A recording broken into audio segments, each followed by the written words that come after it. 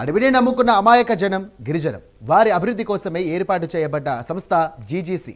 ఇక గిరిజన సహకార సంస్థ గిరిజనులు పండించే పంటలకు దళారులు బెడద లేకుండా గిట్టుబాటు ధర వచ్చేలా చూడటం జీజీసీ బాధ్యత. అలాగే గిరిజనుల ఆర్థిక ఎదుగుదలకు చేయూతనివ్వటం దీని కర్తవ్యం. కానీ ఈ సంస్థలను అడవి బిడ్డల పొట్ట కొడుతున్నారు కొందరు ఉన్నతాధికారులు. తమ జేబులు నింపుకునేందుకు జీసీసీని వాడుకుంటున్నారనే విమర్శలు వెల్లువెత్తుతున్నాయి.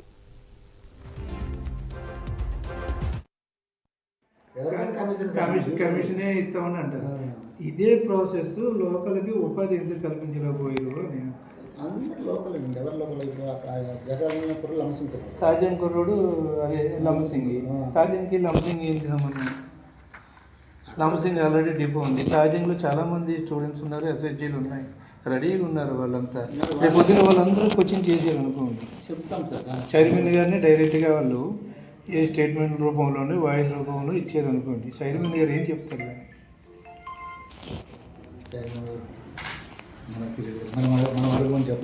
అది ఇది ఒక సార్, నేను వాళ్ళ దగ్గర ఉద్యోగం ఉందని ఎవరు చెప్పాను, నాకు అనవసరం. వాళ్ళు తెలుసుకుని చైర్మన్ దగ్గరికి వెళ్ళారు అనుకో, మనం కాదు. చైర్మన్ చెప్పితే అది నోటితో చెప్తే ఇచ్చే ప్రసక్తే లేదు అసలు. అవునులేండి, నేను అసలు ఎందుకంటే ఇప్పుడు ఇంత రిసీవ్ చేసినప్పుడు సమ్ లెటర్స్ పెట్టుకుంటారు. సమ్ లెటర్స్ పెట్టుకోవడం కదా, ఇస్తే ఇవ్వండి ప్రతి దానికి. మీరు ఇలా ఇచ్చిన వాడికి ఎవ్వడికి ఉద్యోగం లేదు. అలా ఇండివిజువల్ అప్లికేషన్కి ఎవరు ఎందుకు ఇస్తాం సార్? ఇవ్వరు. ఎన్ని లెటర్స్ ఉన్నాయి చూడండి. అందరికీ నేనే ఇవ్వాలని చూడలేదు. ఆయనకు కొంత పవర్స్ ఉంటాయి. మేనేజర్ అనేవాడు కూడా కొంత పవర్స్ ఉంటాయి సార్. ఆ పవర్స్ని వాడు వాడుకుంటారు. మొన్న కూడా ఎండీ గారు చెప్పారు, ఎవరైతే మీకు క్యాపబుల్ ఉందో. మొన్న ఇంతకుముందు ఇక్కడ ఒక 7 చేసేవాళ్ళు, వాళ్ళు 7 తీసేవాళ్ళు. 7 చేసేవాళ్ళు, వాళ్ళు పెర్ఫార్మెన్స్ బాగాలేదు, తీసిపారేసాం. నాకు తెలియకుంటే ఎప్పుడో సీలెక్టర్ జాయిన్ చేస్తున్నాను, నాకు తెలిసింది చేస్తాను. నేను తీసాను. ఎండీ గారు ఒకసారి తీసేమన్న తర్వాత నేనే ఉంటాను. ఇప్పుడు మీరు చైర్మన్ లెటర్ బేస్ చేసుకుని లోపలికి ఇచ్చేసారు. ఎక్కడ కూడా ఇందులో హెడ్ ఆఫీసు ప్రస్తావన ఎక్కడ రాలేదు ఆర్డర్స్లో. అది మేము ఇక్కడ ఇంటర్నల్గా చేస్తున్నాయి సార్. అది మీరు ఇంటర్నల్గా లెటర్ పెట్టేసి మీరు ఇంటర్నల్ ఇది ఇప్పుడు ఏ డిపో ఇచ్చినా కూడా నేను ఒకవేళ ఇక్కడ ఒక రోడ్కు 10,000 వచ్చి జీతం. అల్లూరు జిల్లా గిరిజన ప్రాంతంలో జీసీసీ ఆధ్వర్యంలో ఉన్నటువంటి రేషన్ డిపోలో ఆసక్తి ఉన్నటువంటి మహిళా సంఘాలకు అప్పగించాలని ప్రభుత్వం నిర్ణయించింది. దీనివల్ల ఆయా మహిళా సంఘాలు ఆర్థికంగా అభివృద్ధి చెందుతాయి. కానీ జీసీసీలోని కొందరు అధికారులు ప్రభుత్వ ఆశయానికి తూట్లు పడుతున్నారు. గిరిజన నిరుద్యోగుల ఆశలపై నీళ్లు చల్లుతున్నారు. వీరి వలన జీసీసీ ప్రతిష్ట కూడా మసకబారుతోంది.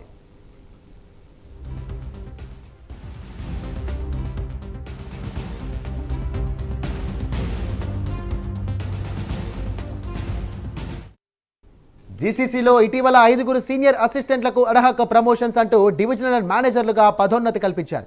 చింతపల్లి డివిజనల్ మేనేజర్గా వెంకటేష్ బాధ్యతలు చేపట్టారు. ఈయన తన సర్వీస్లో ఎన్నోసార్లు క్రమశిక్షణ చర్యలకు గురైన జీసీసీ అధికారులు మాత్రం వెంకటేష్కు ప్రమోషన్ ఇవ్వడంపై విమర్శలు వినిపిస్తున్నాయి. అయితే డివిజనల్ మేనేజర్ వెంకటేష్ మాత్రం ఉన్నతాధికారులు చైర్మన్ కిడారి శ్రావణి అండ చూసుకొని అధికార దుర్వినియోగానికి పాల్పడుతున్నారనే ఆరోపణలు వినిపిస్తున్నాయి. డివిజన్ పరిధిలో పలు రేషన్ డిపోలకు బయట వ్యక్తులను సేల్స్ మెన్లుగా నియమిస్తున్నట్టుగా టాక్ వినిపిస్తోంది. అధికారులు చెబితే తాను చేస్తానని డివిజనల్ మేనేజర్ వెంకటేష్ అంటున్నారు.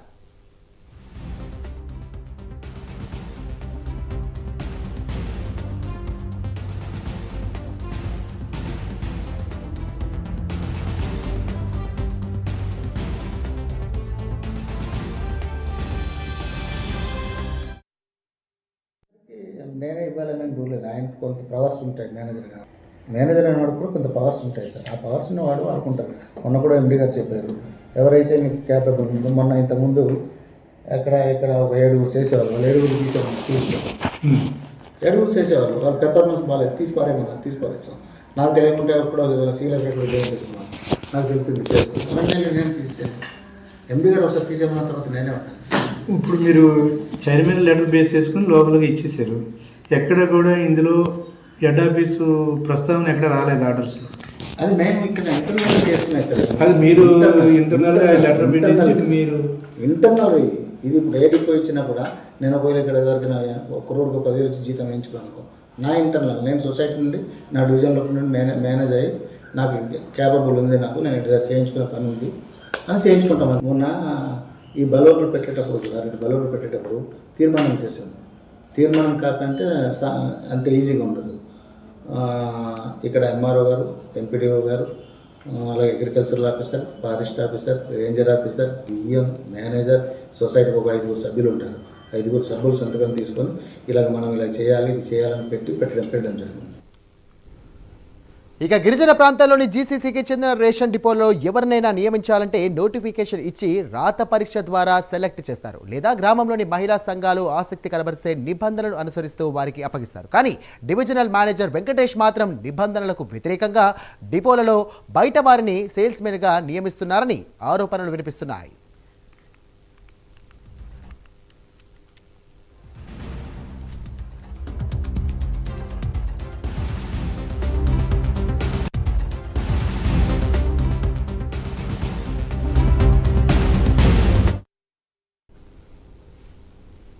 ఇదే విషయమై ప్రైమ్9 ఛానల్ డిఎం వెంకటేష్ ను ప్రశ్నించగా జీసీసీ చైర్మన్ కిడారి శ్రావణ్ సిఫార్సు చేస్తే దాన్ని తాను అమలు చేస్తున్నట్లుగా తెలియజేశారు.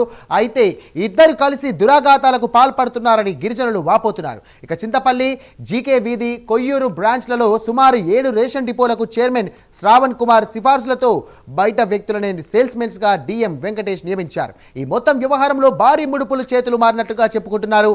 ఈ నియామకాలపై కొన్ని గిరిజన సంఘాలు కూడా ఇక జిఎస్ఎస్ ఎండీకి ఫిర్యాదు చేసినట్లుగా తెలుస్తోంది.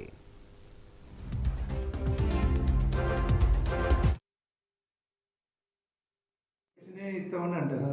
ఇదే ప్రాసెస్ లోకల్కి ఉపాధి ఎందుకు కల్పించలేకపోయారు అని. అందరూ లోకల్ అండి, ఎవరు లోకల్ లంసింగ్ తాజన్ కుర్రోడు అదే లంసింగ్. తాజన్కి లంసింగ్ ఏంటి సంబంధం?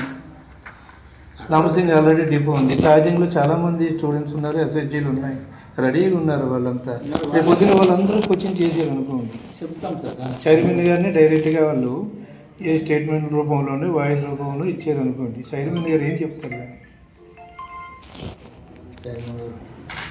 మనకు తెలియదు, మనం అడుగుమని చెప్పాము. అది ఇది కొంచెం సార్, నేను వాళ్ళ దగ్గర ఉద్యోగం ఉందని ఎవరు చెప్పాను, నాకు అనవసరం. వాళ్ళు తెలుసుకుని చైర్మన్ దగ్గరికి వెళ్ళారు అనుకో, మనం కాదు. చైర్మన్ చెప్పితే అది నోట్తో చెప్తే ఇచ్చే ప్రసక్తే లేదు అసలు. అవునులేండి. నేను అసలు ఎందుకంటే ఇప్పుడు ఇంత రిసీవ్ చేసినప్పుడు సమ్ లెటర్స్ పెట్టుకుంటారు. సమ్ లెటర్స్ పెట్టుకోవడం కదా, ఇస్తే ఇవ్వండి ప్రతి దానికి. మీరు ఇలా ఇచ్చిన వాడికి ఎప్పటికి ఉద్యోగం లేదు.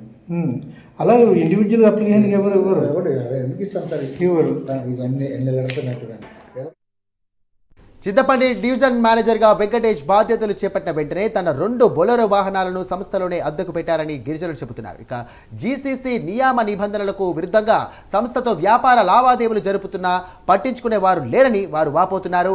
ఇక సరైన ఉద్యోగాలు లేక వేలాది మంది గిరిజన ప్రాంత యువత నిరుద్యోగులుగా మిగిలిపోతున్నారు. ఈ డిపోలనే నోటిఫికేషన్స్ ద్వారా నియామకాలు చేపడితే కొంతమందికైనా ఉపాధి దొరుకుతుంది. కానీ జీసీసీ మాత్రం ఆ పని చేయడం లేదు. జీసీసీ చైర్మన్ శ్రవణ్ కుమార్ కు సిఫార్సులు పెట్టుకున్న పట్టించుకోవడం లేదని గిరిజనులు ఆవేదన వ్యక్తం చేస్తున్నారు. ఈ మొత్తం వ్యవహారంపై దర్యాప్తు జరిపితే మరిన్ని అక్రమాలు బయటకొచ్చే అవకాశం ఉందని గిరిజనులు చెబుతున్నారు.